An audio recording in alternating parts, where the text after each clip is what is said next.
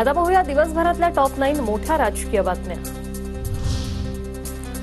कोल्हापुरात भाजपला मोठा झटका। फडणवीसांचे निकटवर्तीय मानले जाणारे समरजित घाटगे यांचा राष्ट्रवादी काँग्रेस शरद पवार गटात प्रवेश। कागलमध्ये हसन मुश्रीफ विरुद्ध समरजित घाटगे, सामना निश्चित।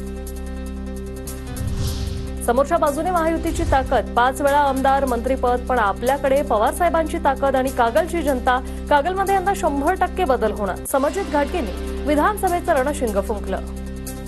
5 वेळा जे आमदार आहेत, मंत्री महोदय आहेत, त्यांच्याकडे कागलमधले सगळे गट त्यांच्या बाजूनी आहेत। त्यांच्याकडे महायुतीची ताकद आहे, त्यांच्याकडे केंद्राची ताकद आहे।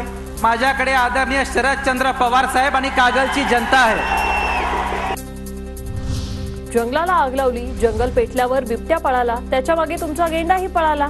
उत्तम जानकर यांची अजित पवार आणि हसन मुश्रीफांवर खोचक टीका। जंगल पेटल्यानंतर वाघ, सिंह, हत्ती, घोडे सगळे पळत, अगदी आपला बिबट्या सुद्धा पळत सुटला आणि त्या बिबट्याच्या माग हा तुमचा गेंडा सुद्धा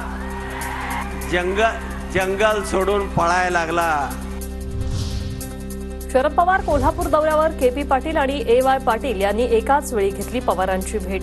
राधानगरी, भुदरगडमधून लढण्यासाठी दोघेही इच्छुक। विधानसभेच्या निवडणुकीत उदय सामंत भाजपचे उमेदवार असतील। ठाकरे गटाचे आमदार राजन साळवी यांचा मोठा दावा। तर साळवींवर बोलून त्यांना मोठं करायचं नाही, उदय सामंतांचं उत्तर।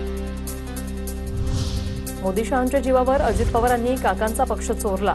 हिम्मत असेल तर स्वतःचा पक्ष स्थापन करा, संजय राऊतांची टीका। आपल्या काकांचा पक्ष फक्त मोदी आणि शहांचा ताकदीचा वापर करून पळवून नेतात। त्यांच्यामध्ये कर्तृत्व असेल तर त्यांनी स्वतःचा पक्ष स्थापन करावा। ठाकरे भाजपला सोडून गेल्यामुळे समविचारी मतांची फूट झाली। समविचारी मतांची फूट झाल्यानं लोकसभेला फटका बसला। भाजप नेते रावसाहेब दानवेंचं मोठं वक्तव्य।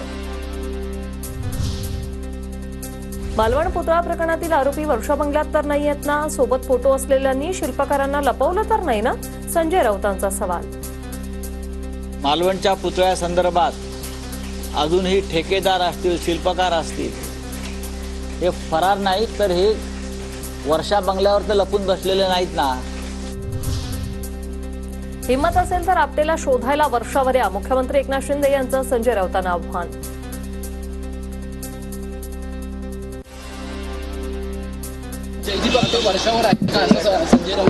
त्यांना म्हणायचं शोधायला या ना इकडे, हिम्मत असेल तर या।